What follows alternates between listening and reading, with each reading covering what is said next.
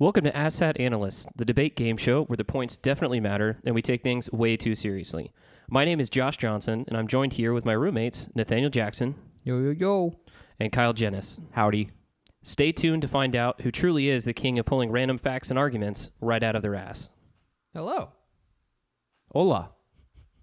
Howdy. Welcome to this Friday's episode. It's a Simpleton episode. But before we hop into the topic, we're going to go through and reveal everyone's votes for our BS episode from Wednesday. Just as a reminder, Kyle, Josh, and I did vote, but our votes do not matter. We're just voting for fun because it's fun. The only vote that matters is Andy, and so we will reveal his vote last. Let's start with Kyle, because I always start with Kyle, and it always makes him mad. It's just tradition at this point. I'm not even mad. It's just like, yep, there it is. It's to be expected. All right, yep. So Kyle voted for Josh. All right. I'll go with mine next. I voted for Josh. Who did Josh vote for? Josh voted for me. All right. Andy, the only vote that matters. Josh. Ooh. Voted for Josh. Survey says. Yeah, I'm the bullshitter. Oh, no. Yeah. Wow. Okay. Yeah, like I said, it'd be relatively easy to bullshit your way through this because if you've seen the movie, then you can just talk about it. Yeah. Yeah. I'm also just a massive Star Wars nerd. I thought about that, and I'm like, he's really explaining this really well. And I was like, he could absolutely just know that much.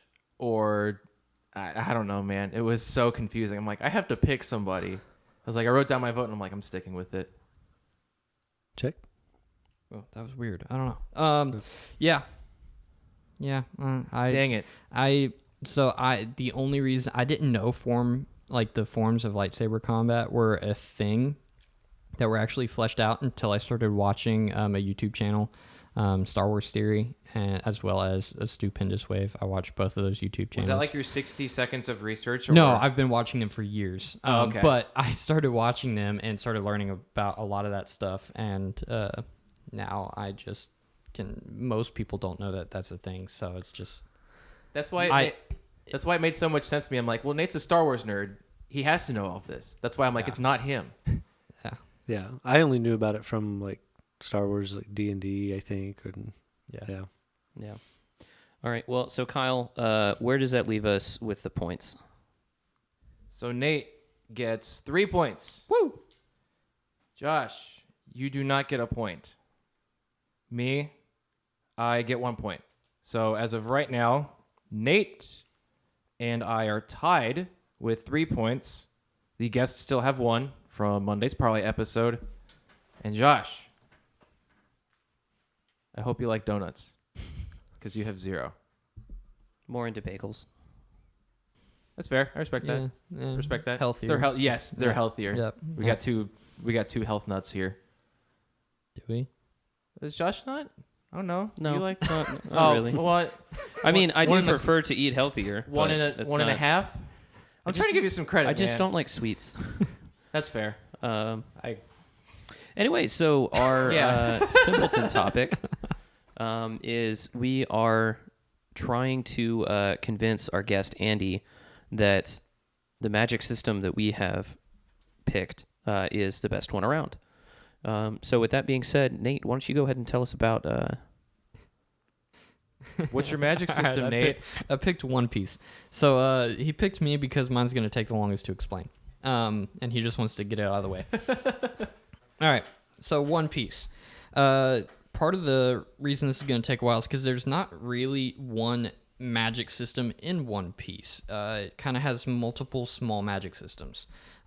So like Lord of the Rings, it's a fantasy magic system. So you have different races that have different abilities. You have giants, you have normal humans, there are continent poolers, which are really just bigger giants.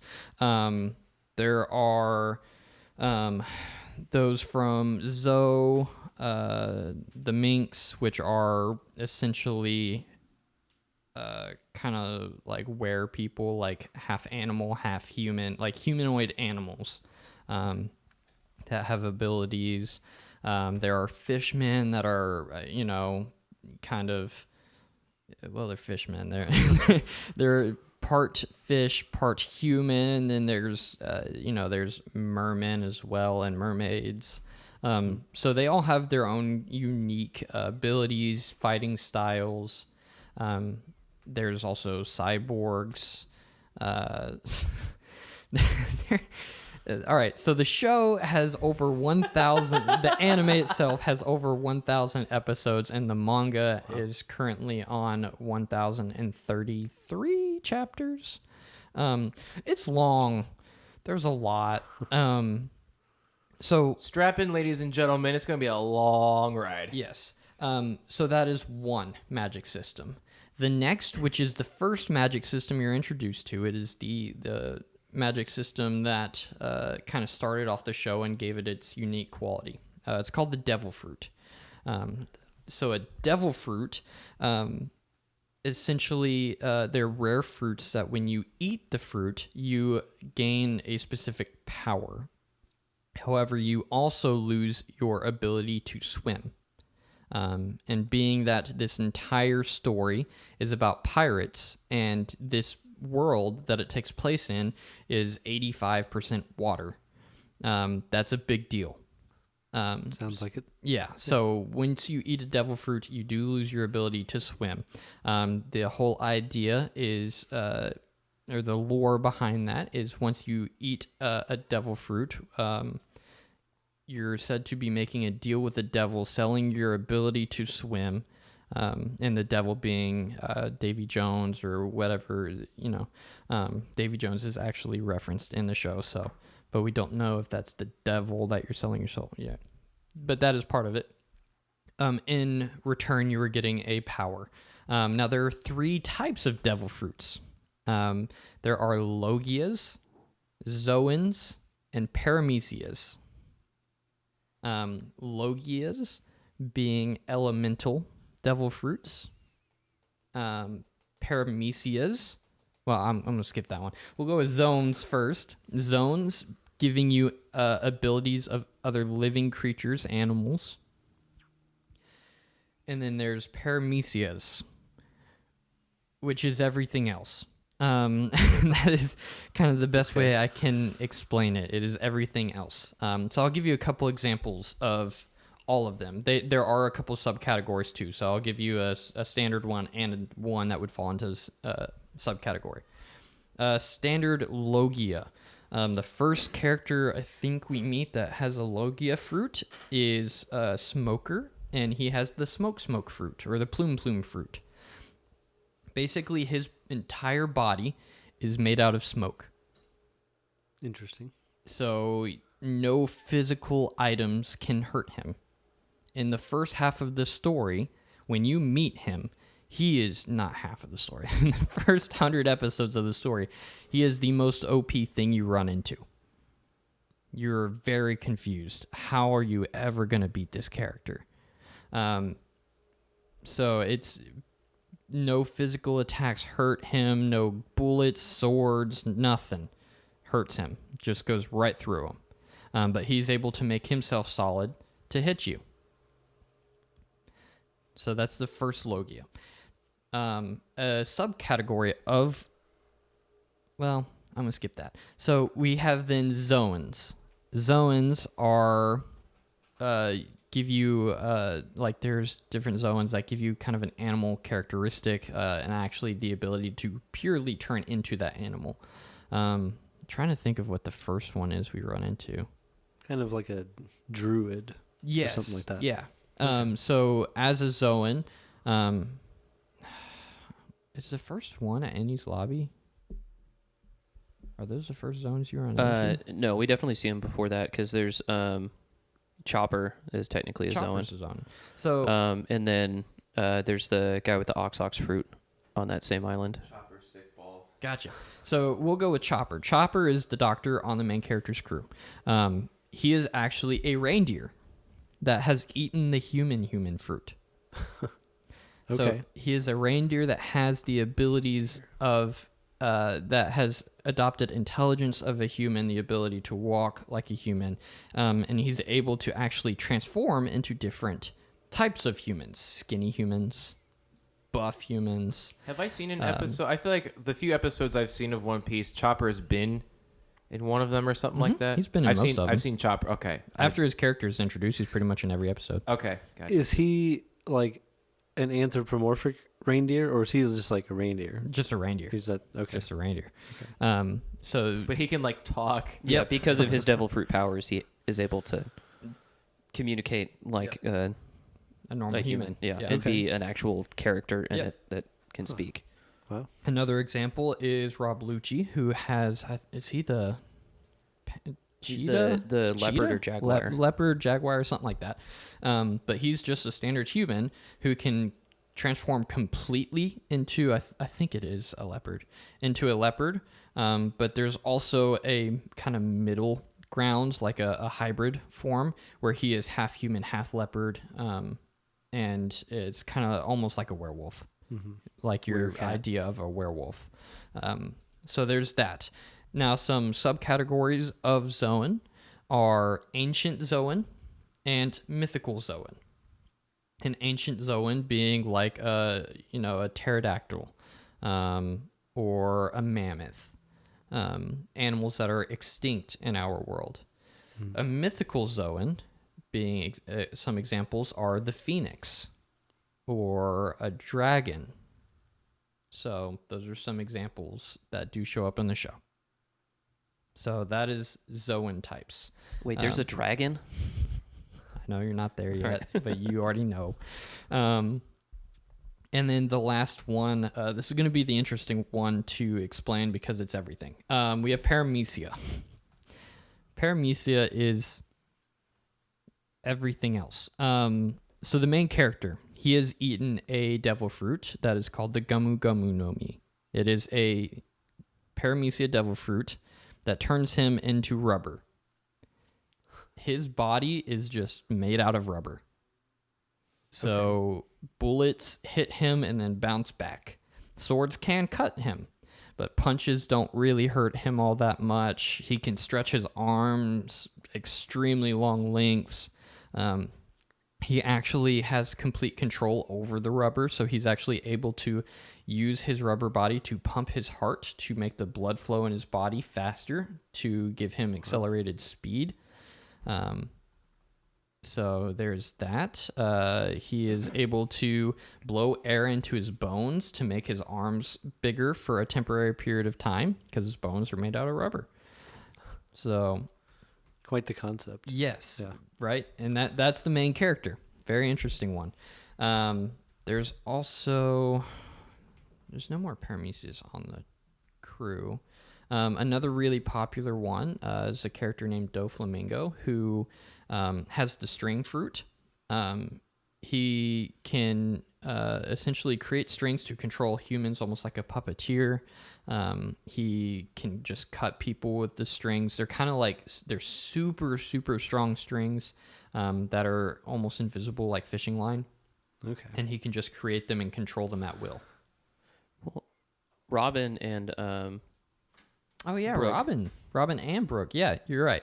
So Robin has it's the flower fruit. However, what it actually does is it allows her to sprout any appendage out of anywhere that she can see. So for example, right now, if I were Robin, I could sprout a hand out of your shoulder and tap on your shoulder. Oh, okay. or slap you Yep. in the face, Yep. Or break your neck. Yep. Or snap your neck. Or I could sprout so many arms that I can turn them into wings and fly. Okay, that's pretty crazy. Yeah. Yep. So that is kind of the baseline. Another thing, there is one weakness to devil fruits outside of just not being able to swim. There's this thing called sea prism stone, which it is said that the bottom of the ocean is where the sea prism stone is. It's this thing that takes away the powers of a devil fruit eater. So if you are shot with a sea prism stone bullet, it will hurt you. If you are, hit with a sea prism stone club or behind sea prism stone bars, you are stuck and cannot break out. Or if there are sea prism stone handcuffs put on you, you will lose all of your It's green strength. kryptonite. It's kryptonite. Yeah, Yeah. it's kryptonite. Yeah. For Okay. sake of Yeah. comparison. So And for the sake of most listeners, too, probably. yeah. So that is the second big magic system, and it is the first one introduced in the story. Then we have races. That's probably the second one. That is, or the fantasy aspect of it. That is the second part introduced to the story. The third part, which is hinted at throughout the first half of the story, is not actually explained until after there's a 2-year time skip in the story, and it's explained after the time skip. And that is called hockey, Haki. There are 3 types of hockey: observation, armament, and conquerors. Observation hockey is it's essentially just your senses on a heightened level. So you can kind of sense things just before they happen to kind of move out of the way. You have heightened awareness in like a battle situation. You have a better understanding of everything that's going on around you. And if you are able to train hockey far enough, you can actually see a couple seconds into the future. So the wonderful thing about hockey is anyone can learn 2 of the types of hockey. Not everyone has access to devil fruits. They're extremely rare. So you have hockey, which observation and armament, anyone can train and learn how to use. Armament hockey is your ability to essentially strengthen and toughen your skin.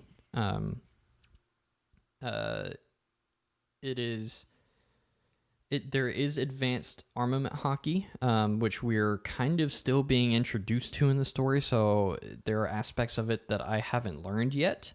But as I have learned it so far, there are 2 types of advanced armament hockey. Your ability to put that strengthening into another item, like a sword, so you can strengthen a sword, and the ability to actually extinguish that armament hockey and have it explode into an item when you make contact with it. Okay. And then the last option is Conqueror's hockey, which is translated as King's Spirit.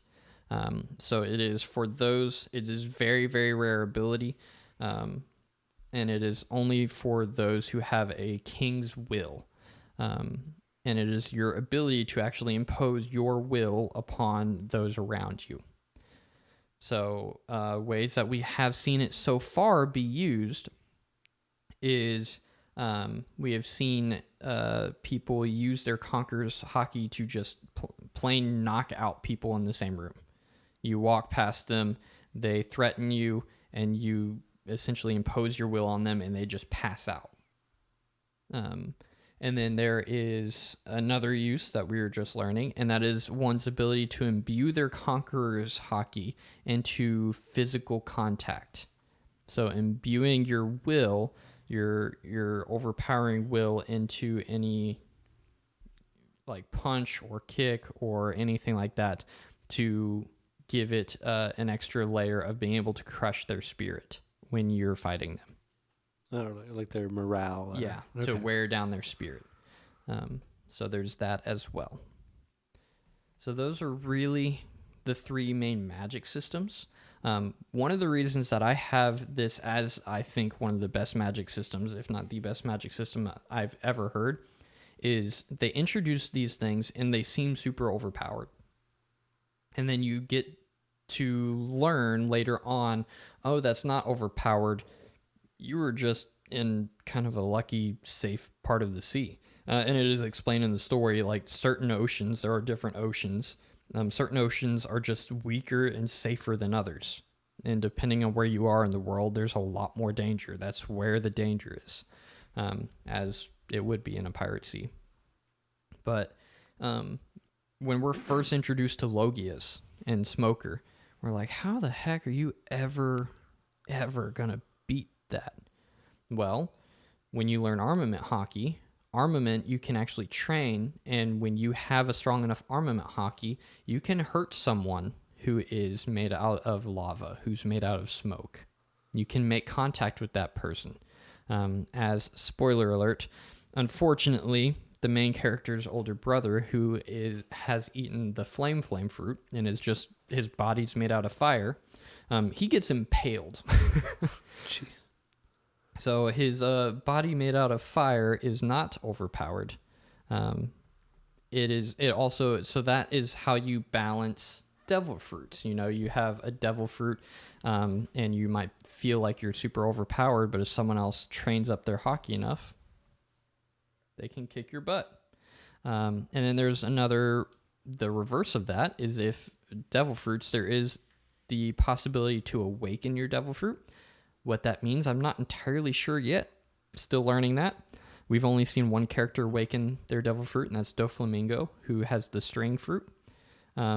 He was able to turn all of his surroundings into buildings of string. Like everything's made of string? Yes. Yeah. Anything that wasn't made of string now is. He made an entire city essentially turn into string. But and now he can control it all. But what does purpose would that? I mean, Well, so turning these walls into string. Well, because he has control over all those strings, now he can move the walls. He can Battlefield control. Oh, okay, that makes sense then. So that's the only really awakened devil fruit we've seen so far. There have been hints at other characters having awakened their devil fruits. That's a Paramecia, and he turned his surroundings into that. There also have been hints of there's a battle on Punk Hazard between two admirals of the world government. They are both Logias. There's the cold fruit. He is just essentially ice. He's cold. And then there's the lava fruit, the magma fruit. And they battled for 3 days on an island, and now the island is forever just fire and ice. Half of it's ice, half of it's fire. And it will never not be that again. It literally changed the climate of an entire island. Okay. After breaking it in half. Yeah. So, yeah, everything, the wonderful thing about the story is everything is laid out for you. You think, okay, that's overpowered, but then you learn there's an easy counter to that anyone can learn. And there's an easy counter to that. And there is no one thing that is overpowered. It is so well balanced because there's an answer to everything. So it really does come down to actually battle intelligence. Are you able to fight well? Are you able to think on your feet and overcome a situation because you thought you had the advantage, but then they had the advantage. Mm-hmm. So it's just, there's no one thing that is better than the others. And I like how there's a way, magic's accessible to everybody in some form, which makes it a little more interesting. Yep. Yeah, and it's kind of one thing that I absolutely love, because you would think, okay, well, anyone that learns hockey and has a devil fruit is just automatically way overpowered because they have 2 of the 3, and if you have all 3, whoa! But people that, and this is just a common reoccurring theme in the show that isn't rule, but people that get devil fruits tend to be weak in hockey because they rely on their devil fruits. They've had it maybe longer. They've just gotten used to it, and they fall back on that all the time because it's like their second nature. So their hockey's never usually as strong as their use and their ability to use their devil fruit. There are obviously characters that are just also really, really powerful in both. Okay. So, but those are kind of sitting on top of the world. So, that's a lot, but yeah. Yeah, with the story being as long as it is, it's able to flesh out a lot of kind of the details of it. And I mean, just the way that Oda, who is the writer of One Piece, has been able to do a lot with that, and his writing style in particular is detail oriented. Yeah, it's incredible too because he foreshadows like hockey. We don't really find out what hockey is until like 500. Yeah, but we see chapters. people use it, But and we see we see people use it like 80 episodes in. You're just like, what's I'm that? just like, what is that? What? Why was that able to happen?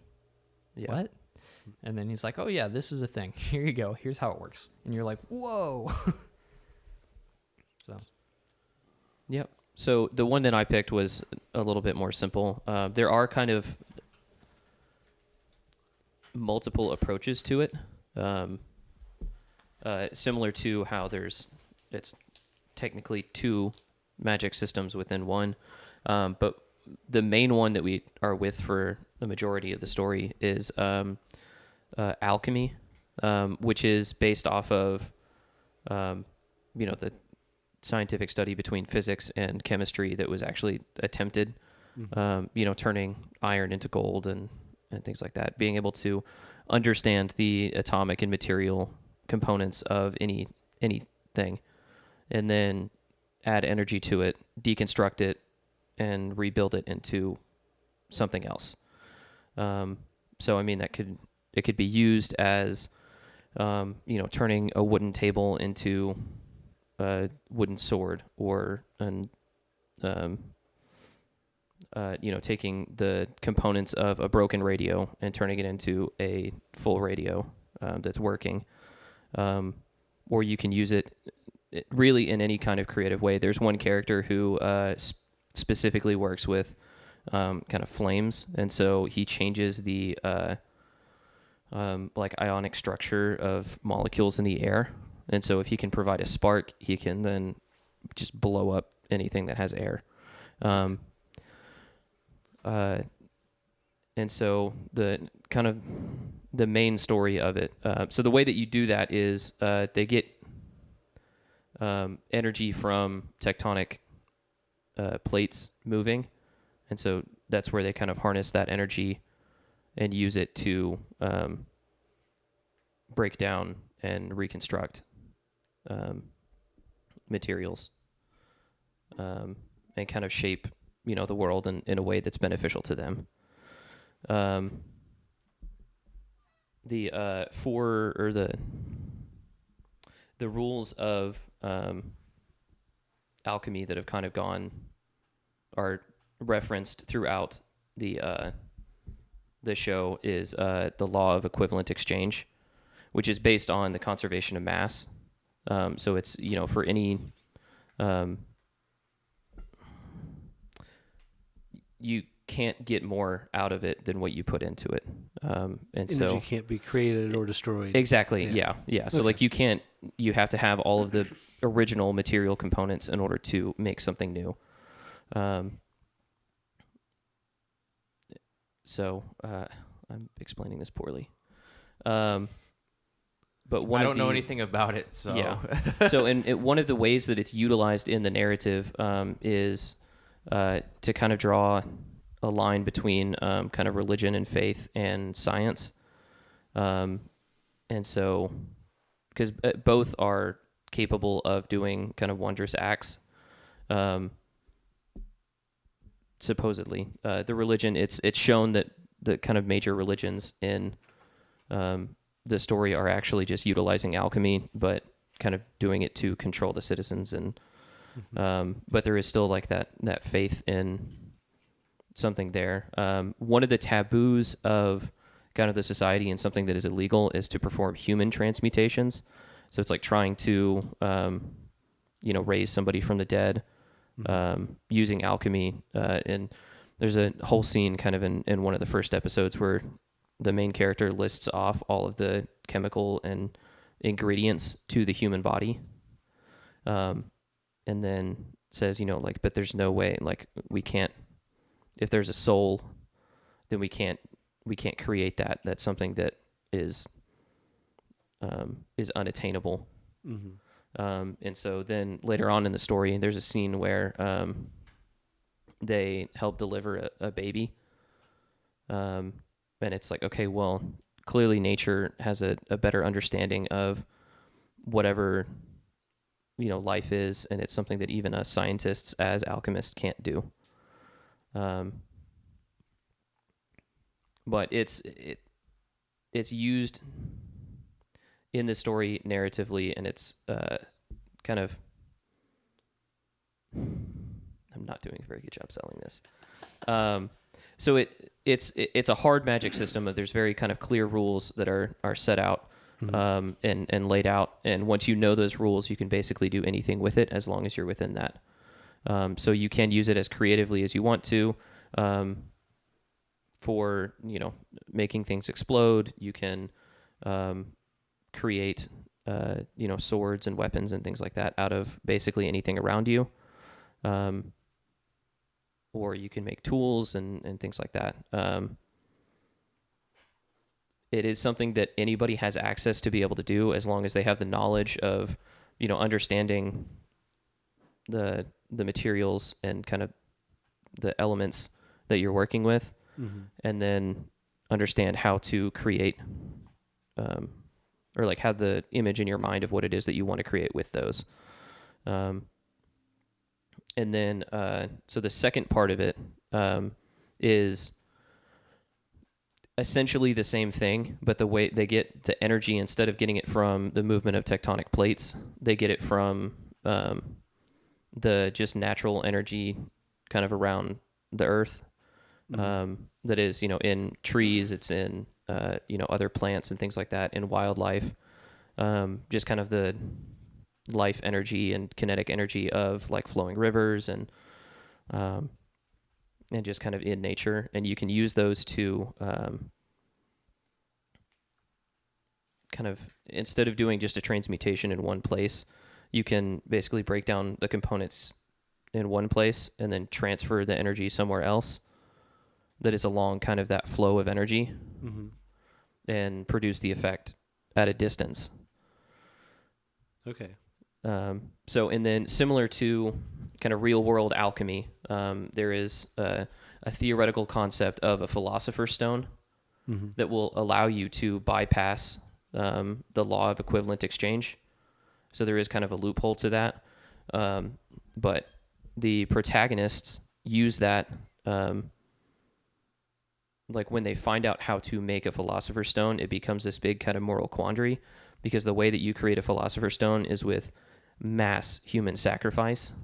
And so the thing powering the philosopher's stone that allows you to kind of bypass the natural laws of alchemy is human souls, and using the energy of those human souls to account for the missing items in the first place, like the cost. Okay.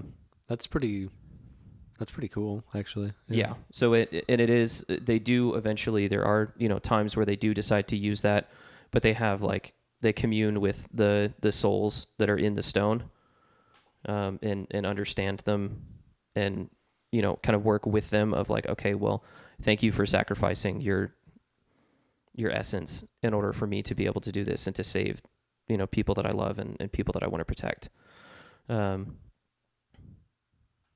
So it is a really cool, it's kind of a short anime. There was actually 2 animes about it originally. The first one that came out was Full Metal Alchemist, and then that quickly got past the books or the manga that was coming out. And so they kind of told their own story with it. And then later, once the manga was completed, they went back and kind of redid it in a more accurate to the manga interpretation. I don't know if you've seen Game of Thrones, but it's basically like there was the original Game of Thrones series, and then if they just went back and remade it after George R.R. Martin had finished the book series. So it's, that makes sense. Yeah. So I think the magic systems and kind of the way that the world explains it are a little bit different in each one, because a lot of it, like you learn the basic rules of it, and then as the story goes on, it gets kind of more in depth, and this concept of what the truth actually is ends up kind of being a different answer to that in each iteration of it. So I like the one for Brotherhood, which is more accurate to the manga and the original works, which is kind of what I've explained a little bit here. If you're Okay. curious and want to watch it, I recommend watching the original, not Brotherhood, up to the point where they do like get to the point where they're caught up and then switch. Okay. Because the intro and in the original, the way that they actually go into some of the characters and introduce some characters is just so much better. But then they take the story way out of right field, and it's just so bad. And the way the show ends is so bad. But then in Brotherhood, because most people didn't want to watch a lot of that introduction to these characters again, and they kind of shorten that a lot, and it's not nearly as good. So, And that is one way to watch it, but part of the problem with that is that there's like seeds that are laid in the original that lead to the finale of it. There's like foreshadowing for events that just won't happen later on if you watch it that way. So realistically, I recommend you just watch all of the original and then all of Brotherhood if you wanted to go that route. There's plenty of debates on it, on how to actually watch them and what to do. Both are entertaining and both have value to their story. Sure. But if I was to pit full series versus full series, I think Brotherhood is the better one. Yeah. Now, Original, actually, is I this agree with the the movie. show that's his brother's like a golem or something? Like Yeah, so his brother is a suit of armor that he... So yeah, okay. the boys, there's Ed and Al. Edward and Alphonse Elric are the two brothers and the main protagonists of the story. And their mother dies, and so then they try to use alchemy to resurrect her. They commit the taboo. And so in a part of doing that, Al loses his body, and then Ed loses his right arm, or it's his left arm. He loses his left arm, and then in order to bring his brother's soul back, does human transmutation again, and then sacrifices one of his legs That's it. to be able to get his brother's soul back, and then bonds it to a suit of armor. Wow. So the whole journey is about them going out and trying to find the Philosopher's Stone so that they can then just get their bodies back. They understand we can no longer bring somebody back to life, but we just want to get our bodies back. And so then that's part of okay, well, this is our goal. This is what we're doing. Then they find out how to make a Philosopher's Stone and are like, okay, well, is sacrificing other people's lives really worth it for us to get our bodies back, or do we just need to live with the mistakes that we made? And then it goes on to, saving the world, and there's big evil plots and things like that. Sure. So the story gets, fleshed out and told and completed. But You should also explain homunculi, because that is a part of the magic system. so it is, and that's something that is different in kind of each of the iterations. For Brotherhood, there was, thousands of years ago or hundreds of years ago in the past, there was a city in kind of the middle of the desert, and they had first kind of started to dabble into alchemy and kind of what it was, and similar to, it could be kind of compared to like the Roman Empire, where their use of more modern technology of like aqueducts and things like that allowed them to have a higher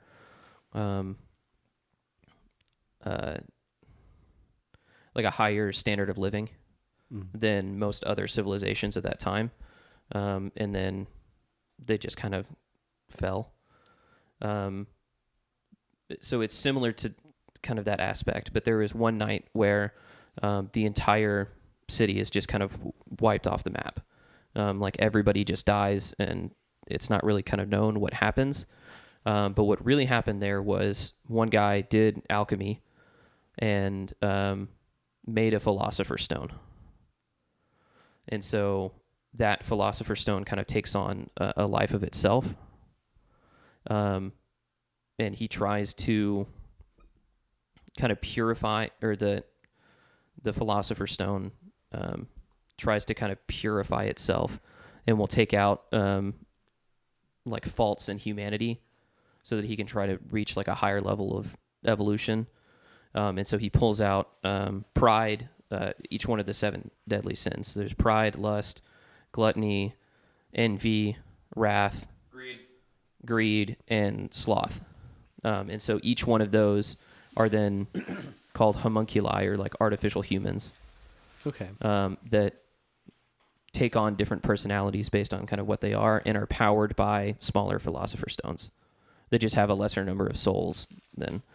And so those are kind of they've been like manipulating the country, and there's like this big kind of shadow government behind the scenes that's manipulating everything. Okay. So and that's the iteration of it in Brotherhood. In the original, the 2003 is what it's called.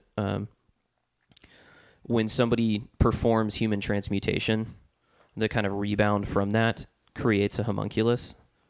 So there's, one that has the exact kind of face of their mother that they tried to bring back.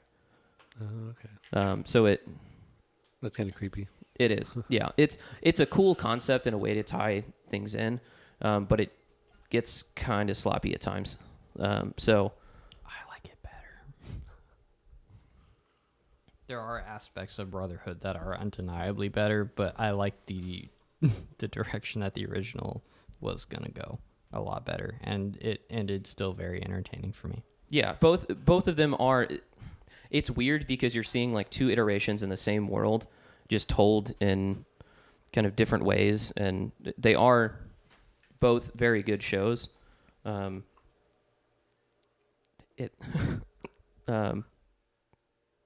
Yeah, but there's controversy back and forth about which one is better, which one is, Sure. Yeah. Most people think Brotherhood's better, but yeah, that is the more popular opinion, but it goes either way. Okay. Hi. And what was yours again? The elemental bending from Avatar: The Last Airbender. The show, obviously, not the movie. I love M. Night Shyamalan, but we're talking the show here.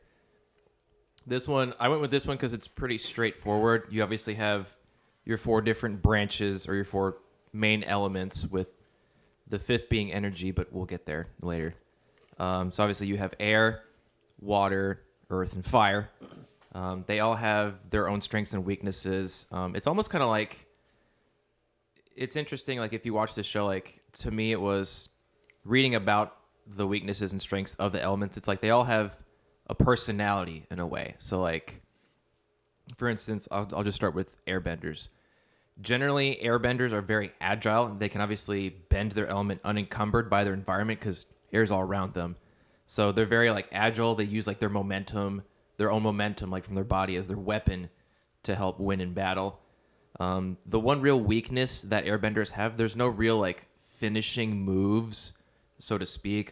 It's more about evasion and mobility versus like raw power or strength, which is something the earthbenders are better at or excel better at.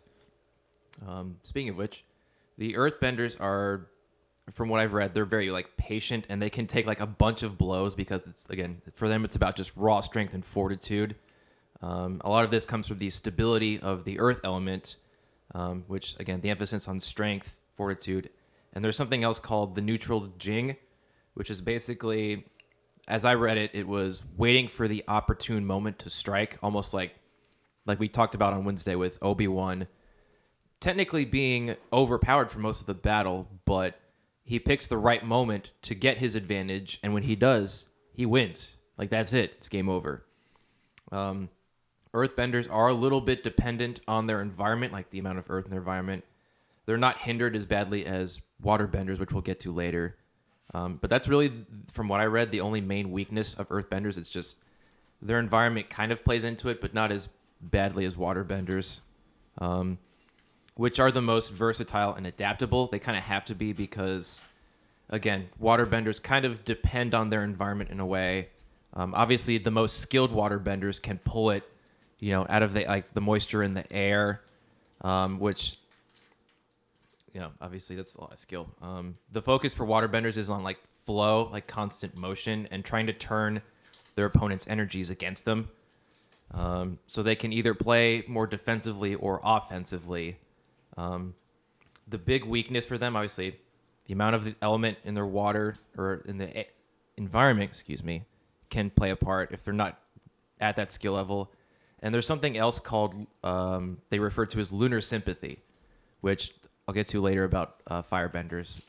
The Waterbenders are the most strong when the moon is up, and they're most ineffective. I think it's during a lunar eclipse because it's covered up by the sun.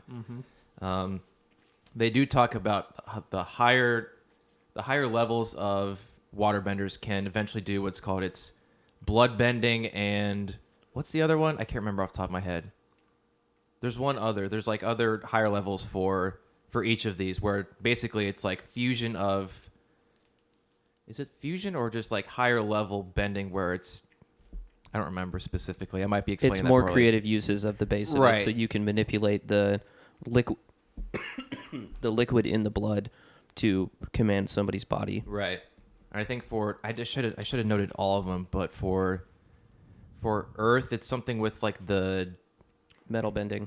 It is metal bending, and then there's something else with like the shock of the earth or something like that, or like It's the, like tremor sense. Yeah, it's tremor sense. Oh, that's like There's one of the main characters who's an earthbender is blind but can still see her environment because she has tremor sense. That's pretty cool. yeah. But that's it's rare, and she is also the one in the show who creates metal bending, but it's basically just purified earth, and so by tapping into the smaller bits of that earthly element, she's able to manipulate it. So is that kind of like Magneto, the metal bit? Like No, that's different. I think for him it's just raw. Yeah, I mean metals. that's more magnetism. She's Yeah. able to move the metal to kind of fit the shape that she wants it to, and it is not nearly as efficient as you would think. So metal bending, she's able to like make the metal move and adapt to her like body. She kind of uses it as armor in one scene, but it was not easy for her to do, and she had to pull and move the metal. And actually have it. She can't just, make it fluid. So she had to kind of mold it to her. I mean, she gets more efficient with it as the show goes on, but it's not nearly as efficient as Magneto. Yeah. A lot of it, I think, from my recollection of the show, the higher level, the more creative bending is a lot more energy usage. Like, it takes more energy. So, like, obviously, when you're first learning, like, metal bending or blood bending, it's very exhausting just because it's something higher level. Again, I'm talking with two anime gurus here in my eyes. So, like, they could completely just throw everything at me and be like, no, you're wrong. So Avatar's not anime. it's not?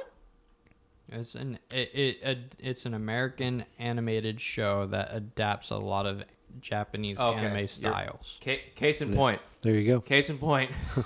And obviously, last but certainly not least, you have the Firebenders, who a lot of them rely on the internal flame, or like the heat from their body, and often, unfortunately, sometimes like their own anger or hatred, as you see initially from like Prince Zuko and obviously Princess Azula, to attack. And their style is much more like aggressive. Like, they try and just get as many successive hits in as they can to try and overpower their opponent. It's very simple, direct, and straightforward. It's like, I'm going to hit you as many times as I can in hopes that you fall and I win. The interesting thing is they're not completely dependent on external sources of energy. However, obviously, when comets pass over the Earth or the planets, like, that's when they're most powerful. So, like, an external heat source will obviously give them more power. And like with waterbenders, they have an ineffective period during solar eclipses, just the opposite of the waterbenders with the lunar eclipse. And the higher level firebenders have, I think Princess Azula has the ability to create the blue flame, which is supposed to be the most powerful. It's just hotter. Or just hotter. It's hotter, more intense flame. It also just looked really cool, so that's part of the reason they did it. Awesome. Sure. Yeah. And the higher level firebending was Lightning. it was lightning. It was That's lightning bending. right. The big weakness that I took away from Firebenders is that it's just like the fact that they use like a negative emotion to fuel their power, which, like, obviously the other main characters are, the good guys or whatever. It's like, it's just the Firebenders, I feel like, have a temptation for like more power. Like that's from my understanding, firebending is like a very raw, emotional style of bending, in a So way. Are they kind of like Sith in that kind of way where they're Um, just very like power hungry and They are made to be that way. In the Yes. show, they actually find out later on in season 3 that firebending comes from learning the breath of the dragon. Who are the original firebenders? Who are the original? So that's another interesting thing is all the bending styles. An animal was the original person to teach a human how to do it. So the dragons taught firebending. There's the moles that taught earthbending. The fish taught waterbending, and the flying bison taught airbending.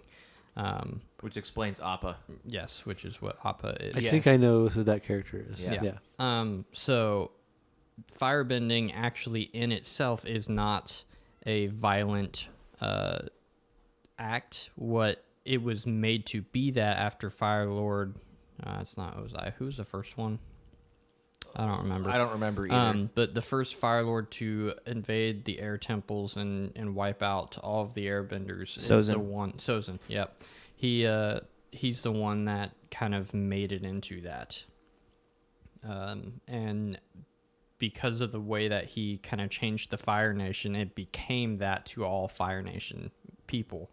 And so there's this entire arc of Aang the Avatar and his teacher, Zuko, going and learning about the beginning of firebending and the tranquility that comes with it and the peace of firebending.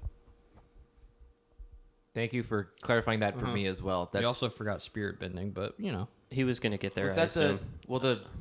the fifth one was, I think, was they call it energy bending or spirit? It's is it spirit spirit bending? bending. I'm sorry. Yeah, it's spirit Thank you bending. for correcting No, I mean me. that's fine. I casually watched the show growing up, so I do remember some of this, but not that depth of knowledge. Yeah. You also need to explain what the Avatar is. Basically, the Avatar is who in the show it is obviously it's Aang. Basically, he's the one person who can control all of the elements, including the spirit as well. It's basically a unification of all the elements into one central, I guess, being Okay. in a way. Yeah. Again, from my understanding of the show, which is still kind of limited. And that's the guy with the blue arrow. Yes, Correct. Okay. Yes. Yep. Which is an airbending tattoo. Yeah. Yep. He is. that actually has nothing to do with being the Avatar, which is what a lot of people who just look at the show think. The tattoo is purely to show his rank among the masters of the nomadic air tribe, air people. Okay. Yeah. So typically in that universe, bending is not something that's accessible to everybody. That's true and- because Sokka, one of the members of the water tribe, cannot actually bend himself. Like, Yeah. he can't do it. Yeah. So, and then also typically people have an association with one element and they can't bend the other. So, the Avatar is a spirit that is reincarnated, and is able to bend all four elements. And then there's the succession of those elements that they're able to, like, they're born to a different kind of nation or original bender family. So it starts with, it's like fire, and then when that person dies, they'll be reincarnated as an airbender. Then when they die, they'll be reincarnated as an earthbender. Earth and water. Yeah, earth, and then, or it's water. No, yeah. Water and then earth. Because So it kind of cycles between that. But yeah. So that means then the previous Avatar, because Aang's an airbender, the previous Avatar was, I guess, a firebender. And then the next one will be, water and then earth. Okay. Yeah. I actually didn't know that either. Yeah, Legend of Korra is an entire sequel series about the person Korra, who is a waterbender born after Aang. Oh, okay. That makes sense now. Yep. That's also where spirit bending actually comes from. And okay. the origins of bending are fleshed out there as well. Yes. Fleshed out. So another thing you left out is the Avatar's ability to actually commune with spirits and enter into the spirit world. So there is an they entire. call it the Avatar state. So the Avatar state Kind of. You can do it without going into the avatar state. Okay. The avatar state itself is when the avatar, it's a state of peace that the avatar can unlock, where they unlock all of the wisdom and knowledge of all of the previous avatars before them. Okay. However, if the avatar was to die while in the avatar state, the line of succession and reincarnation is broken. So there is a cost to using that power. Okay. So then it ends the whole line. Okay. Yeah. There'll never be another avatar again. Wow. Yep. But the purpose of the avatar is to try to provide peace within kind of the world and with the spirit world, and be able to kind of be that bridge between the physical and spiritual, and promote peace among all benders. Yeah. So For the most part, if I remember correctly, most of the tribes or different elemental areas stay to themselves for the most part until obviously the Fire Nation attacks and everything's kind of thrown into this sort of chaos. Am I wrong or no? You're not. Okay. In the original series, that is the case. It's Right. pretty much the Fire Nation, Water Nations, and the Earth Nation. The Air Nation is wiped out. That's the whole, purpose of the show. because they knew that the next avatar was going to come to an airbender once the previous one died, so They tried to they tried to prevent eliminate that from it. happening. they invaded Exactly. the air nomads and wiped them all out in hopes of Yep. But he was lucky and he ran away the day before the invasion. And then 100 years later, he's Yeah, on he got- Earth in a piece of ice. Yep. He got caught in a storm on his flying bison and went into the avatar state and froze all the water around him. And 100 years later, it melted. That's pretty clever. Smart He didn't kid. do it on Yeah. purpose. No. He was 12. He's a literal, Um, he's a literal child. Yep. So, but yeah, that's Okay. pretty much all three. I didn't Yep. really talk about the story at all, but you don't want to hear the story of One Piece. There's way too much to get into. That's a whole nother episode in its own right. well, but I do think that it kind of needs to say which I mean is obviously going to be difficult because these are the two that we picked are finished, completed narratives, Mhm. Yeah. whereas yours is still ongoing. Okay. But the place that the magic We got system, a couple minutes. 3 minutes. 3 minutes. Go I'm for gonna it. go for it real quick in 3 minutes. Lightning round. Basically, Let's go. Luffy is the main character.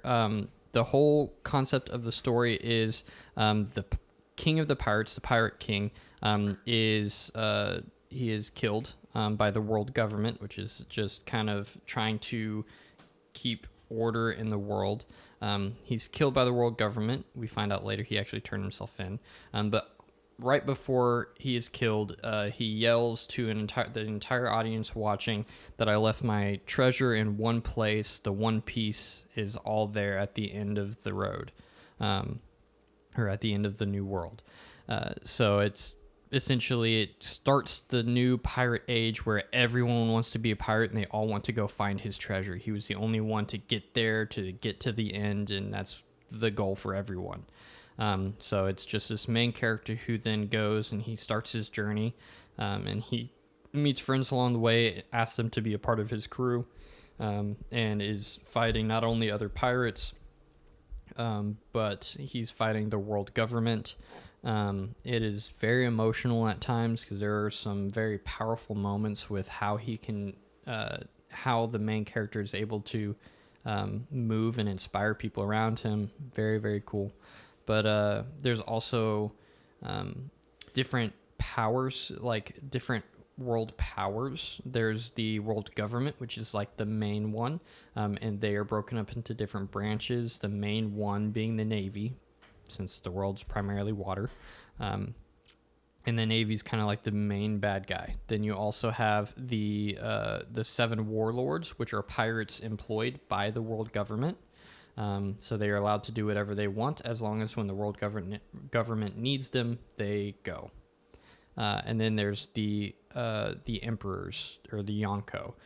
They are the 4 strongest pirates in the entire world. They command giant fleets of people and are so powerful that the world government's scared of them. That if they were to ever team up, the world government would be afraid they might lose.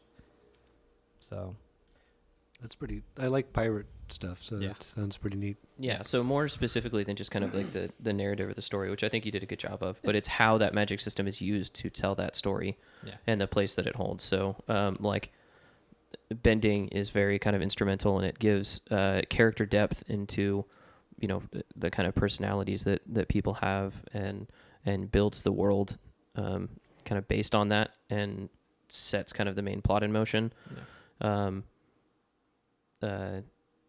Alchemy is used as a way of kind of solving problems and exploring the moralities of the world in it. Yep.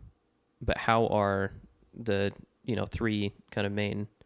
So if you look at, I'll start with hockey because it's probably the easiest one to explain. Hockey is pure strength and willpower. It is achieved through hard training and through, it actually, most of the hockey types are actually unlocked by traumatic events.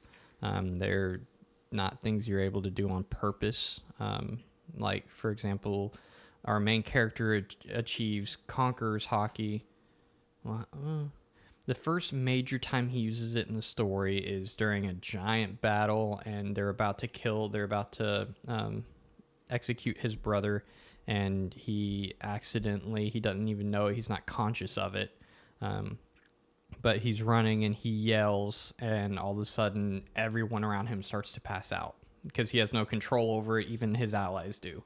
And so that's kind of like one of the first times we see him use it. We technically see him use it on accident once before that. Amazon Lily. Yeah. Yeah. So there's that. Devil fruits is an interesting one because we don't really know yet. Devil fruits, because they are available to anyone. Another thing I didn't get into, you can't have more than one devil fruit. It's not possible, with the exception of one character. And we are not sure how he's done it. The rule is set in place that if you eat more than one, you will die. Makes sense. You will explode because your body cannot make two deals with the devil. You cannot promise it, but someone did, and so we're not sure how that was made possible. A lot of very interesting theories on that. But for the most part, devil fruits, we're still learning how they impact the world, where they come from. There's a scientist in the show who is making artificial ones. We don't know how that's possible. We don't really know much about devil fruits other than the lore behind it. So I'm not sure how that would be used yet. Races is an actual interesting one. One of the Yonko her name is Big Mom. Definitely my least favorite. Big Mama. Big Mom. But her entire dream, and that's another big aspect, is all these characters, every character in the show has a dream. They have a goal and a reason they're trying to get there. And you do learn a lot about each character's motives. Actually, there's, for the most part, if they're an important character, they get an entire arc, which is why the show's so long. Sometimes two. But Big Mom's goal is to create a nation of all races in the world, where everyone's equal. And like right now in the show, she's trying to get giants to be a part of that because she has no giants. And you find out in her backstory that because she is huge, she's like 67 meters tall, but she's not a giant. So, you know, she's trying. She was raised and thought she was a giant, and she wasn't a giant, and the giants made fun of her. But she was stronger than the giants, and so she just wants to be accepted, and she wants everyone else to feel accepted. So the fishmen, that's a great one. So the fishmen are essentially slaves. They are hiding at the very, very bottom of the ocean, because when they come up, they are captured and sold into slavery. Slavery is a real big problem in the One Piece world. And we see our main character like save many people who are going to be sold into slavery. And so that's a really cool aspect to the film. One Piece really does touch on pretty much every problem that we have in real world. Which is the benefit to being out for like 26 Yeah. years. It touches on all of it and talks. There's a lot of very heavy themes. Each arc has a different theme, realistically, and it's interesting to see how a theme might be started but not finished and carry over into the next story that is different but related. And maybe the characters traveled with us, so we got to see how that story and that theme evolved. But yeah, trying to think. I feel like there was one thing that popped in my head that I'm gonna forget, but. There's just so much to try and encapsulate in something that's over 1,000 episodes. I like how you said I got 3 minutes, and now we're at an extra 5. Yeah, I'm sorry. I did 8. That's okay. For something that has been around as long as that has, Yeah. I feel like it's hard to even just take like 5 minutes and try and sum up what you just did. The first episode of the anime was released in, I think, either 97 or 98. Wow. That's basically as old as me. Yeah. The first chapter was released, I think, in 95. Mm-hmm. Yep. 1,000 episodes. That's a lot. Yeah. I guess are there that many episodes per chapter, or What do you mean? well, because like you Well, said, there are like like that's 1,000 total? chapters. each chapter essentially gets one episode. Okay, that's It's gotcha. pretty much one for one. There are Yeah. some times where that is slightly off, but it's for the most part it's one to one. Okay. I was just curious. But yeah, it is. It's wild. I've been watching it since I watched it the first time in middle school. And you're still not done. I'm still watching it every week. That's dedication. Yeah, I started watching it in June when we moved into this apartment, and I'm about 800 episodes in. Yeah. So, That's some binging. yeah. It's Yeah, been my like, pace has Josh, slowed catch recently. up. He's like, hurry up, man. Come on, I'm waiting for you. But okay, did you have any other questions about kind of anything? I know we kind of gave our extended pitches about. Yeah. Yeah, no, I think I understand the mechanics of all of them and how they relate to the narrative and everything. So, yeah. So now the final question is, Which one do you like best? For me personally, I think I like the Full Metal Alchemist system, just because it's kind of rooted in the sort of like alchemy that we're familiar with, and I think the story, from the very little that I do understand of the story, with the whole like brother, he's trapped out of his body, and it's just a really like, I don't know, kind of like heartwarming kind of story in a way, like. So yeah, that would be my vote. Okay, cool. I would agree with that. I probably didn't do enough justice to The Last Airbender, and I'm very sorry to all of you fans listening. You didn't do a bad job. Last Airbender has a couple major problems for me. I think it's stupidly unfair that Firebenders can just conjure fire, whereas that's everyone true. else has to rely on what's around them. Well, yeah. I think it's dumb.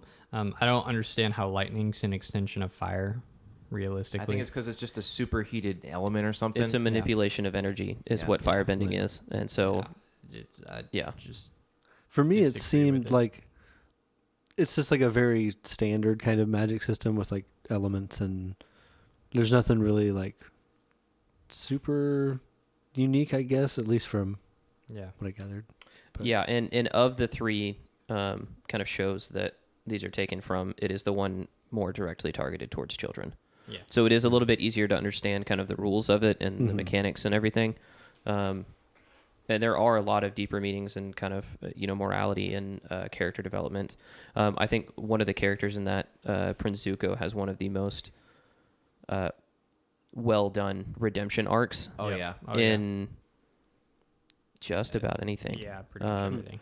But it is kind of directed at a younger audience and is therefore a little bit. Yeah, it's a little easier to understand. Yeah, except maybe Kylo Ren. Maybe he gets a redemption arc. I don't know. Maybe he comes back to life. I don't know. I love Kylo Ren. Spoilers. Only thing I like from Star Wars that Disney made. Alrighty. Alright. So at the end of this week, here is the point total. In first place, both Nate and myself with 3 points. And I guess in Third third place, thank you. In third place, Josh with 2. And in fourth place, the guests, as of right now, Andy, with 1 point. They only have one episode to try and score points, so That's fair. Yeah. Yeah. We keep track of points for guests Yeah. mostly for fun. Cool. You're still getting free food at the end of the month. That's the ultimate victory right there, man. Yeah. It's basically like, hey, spend a couple hours with us, but we'll give you food. Yes, we Eventually. will. We still have to work out the first night for the other guests from last month. Yeah. All right. Well, thank you for listening, and we will talk to you guys next Monday. Bye. Well, that's it for today's episode. Be sure to join us on the next episode where we will continue to debate as good friends do. Follow us on Instagram and YouTube and stay up to date on all things Asshat, and to participate in polls and activities throughout the week based on the themes of the upcoming episodes. We also started a Patreon for those of you who are interested in showing your support in a more direct way. On our Patreon, we have a ton of bonus content, including tier lists, loser dinners, and bonus podcast episodes. We want to continue making content that makes you think, smile, and especially laugh. And the best way that you guys can help us do that, leave a like or a comment, download and share all these episodes with your friends and family members who you think would enjoy our tomfoolery, our shenanigans, and all those other crazy words that encapsulate our content.